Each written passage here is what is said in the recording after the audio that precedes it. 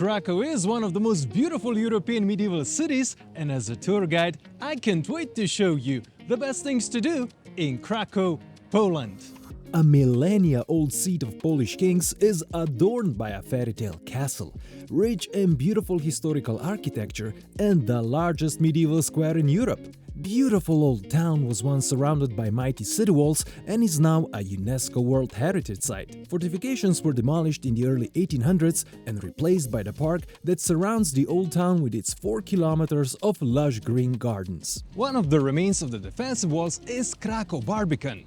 This fortified medieval outpost is one of only 3 surviving Barbicans in Europe. This historic gateway from the late 1400s was the main entrance to the old town. Large circular tower with an inner courtyard and 7 turrets was surrounded by the moat. The Barbican served as a checkpoint from where you passed through the covered passageway, crossing the moat to reach St. Florian's Gate and enter the city. Through this gate runs an official path known as the Royal Road. It was used by Polish kings for coronation processions, royal funerals and other important events in the royal city. Royal Road connects main city gates and Wawel Castle. It runs through spectacular main square and 3 most beautiful streets of Krakow. Kings started their journey just outside the city walls at St. Florian's Church, which contains the relics of St. Florian, the patron saint of Poland. After entering the city gates, kings would go down the Florianska Street. It is lined by pastel-colored houses and bustles with tourists, shops and street performers. This is also one of the main nightlife spots,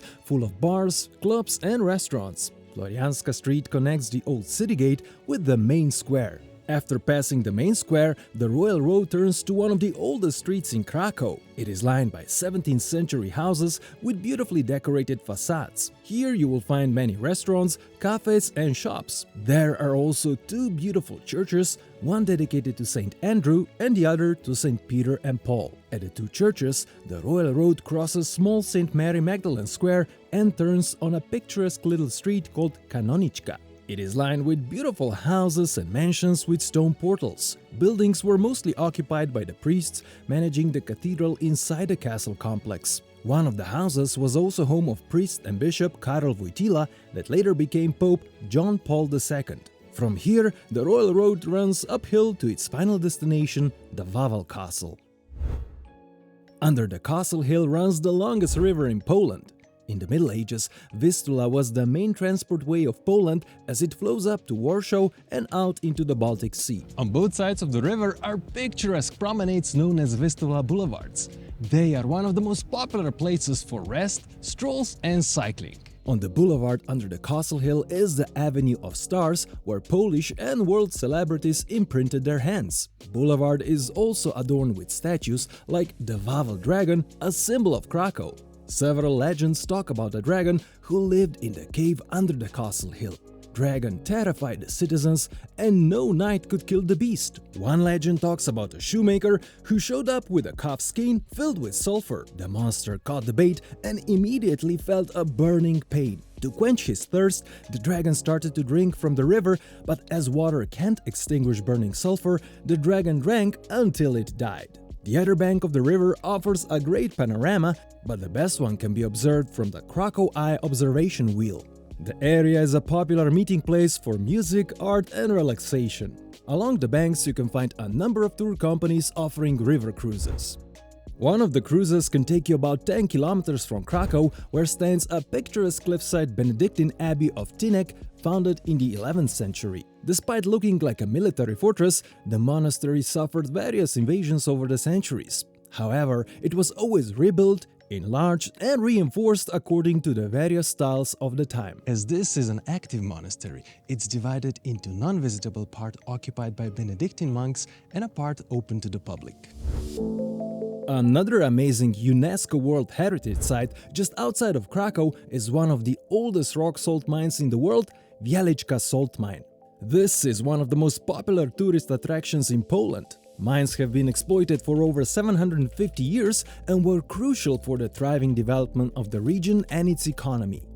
The mine includes over 300 kilometers of tunnels, over 3,000 caves, underground lakes, and huge holes arranged over 9 levels. Wieliczka salt mine is so huge that you will see only about 1% of it. The visit is possible only with a guided tour that takes 2 to 3 hours and includes about 800 steps and a lot of walking. Over the centuries, miners have decorated the underground halls, creating sculptures and creations made in salt and rock. In 1996, salt mining stopped, but miners still work to secure underground chambers and corridors to protect historic sites. Guided tours takes you to wonderful halls, the underground lake, and the deepest point of the mine. The unique microclimate of the mine also has a beneficial effect on the respiratory system. Still, you will be left breathless when you enter a spacious underground cathedral carved into the rock and salt.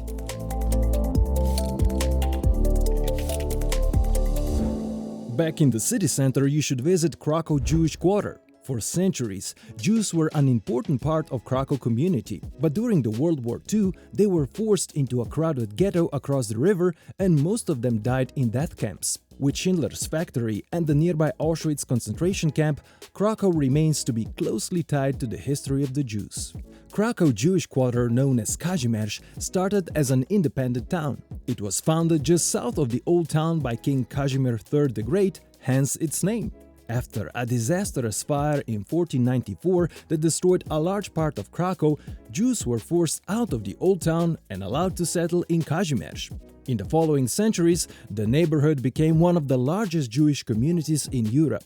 Nowadays, Kazimierz is one of the liveliest and most charming districts in Krakow, full of pubs, shops and restaurants serving delicious local specialties. In 1993, Steven Spielberg shot his film Schindler's List largely in Kazimierz and drew international attention to the neighborhood. On Popular Square, Plac Nowy, you can find an authentic local market and dozens of excellent eateries, beer houses and trendy places. One of the most picturesque spots of the neighborhood is also the old market square with a former town hall that is housing an ethnographic museum.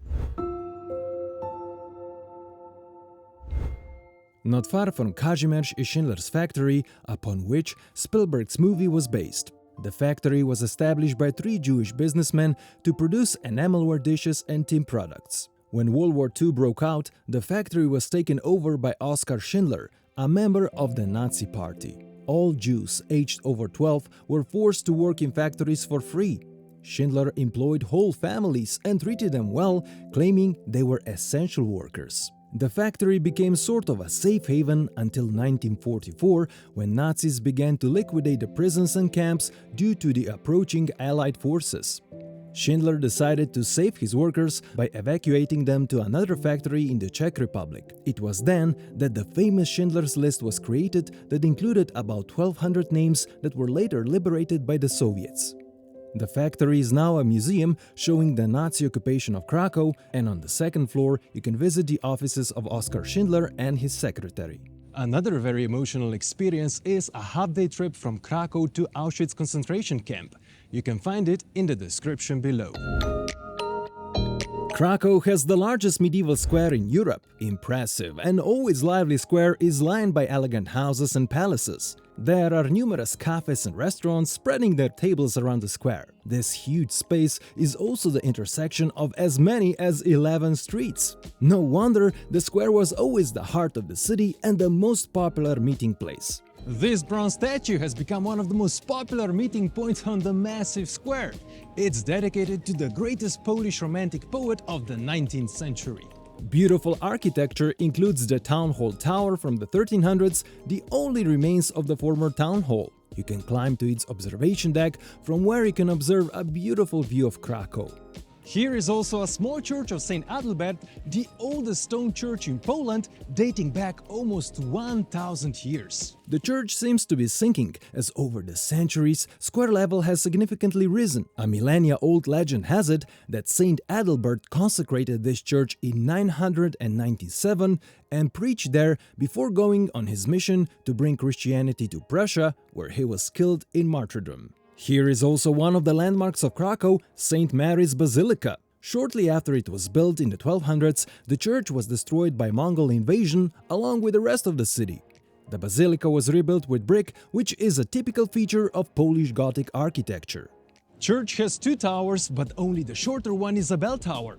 The taller northern tower rises for 82 meters or 270 feet and was built as a watchtower. Watchtower is crowned with an octagonal cupola surrounded by a ring of 8 steeples and topped by a gilded crown.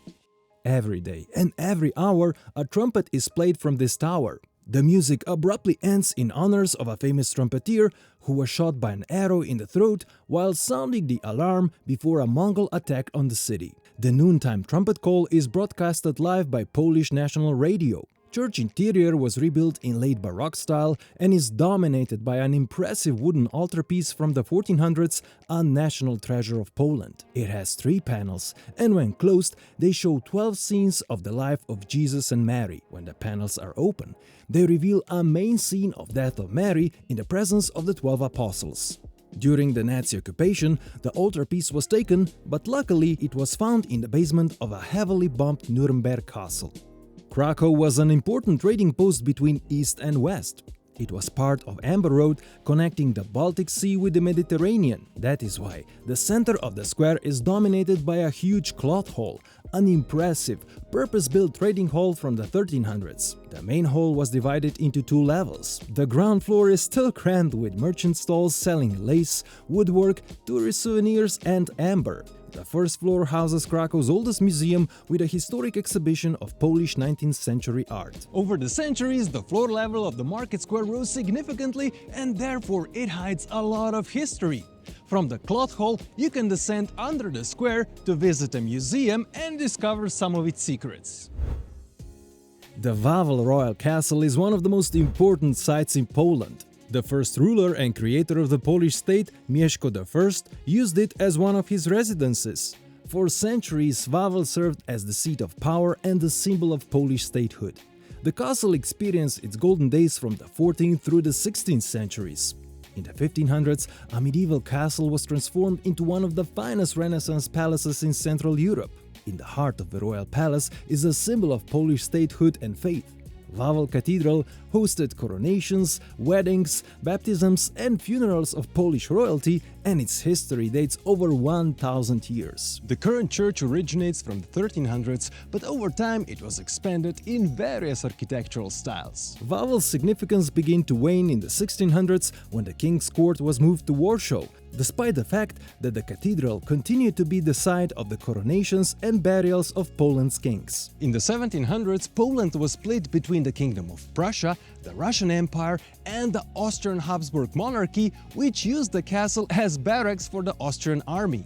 With the collapse of the Habsburg monarchy after World War I, Poland regained its independence. Wawel Castle went under a monumental restoration project and became one of Poland's top art museums. The castle's permanent exhibitions recreate the appearance of the royal residence in the Renaissance and Baroque eras. The castle offers various permanent exhibitions and seasonal routes, so be sure to check my favorite ones in the description below.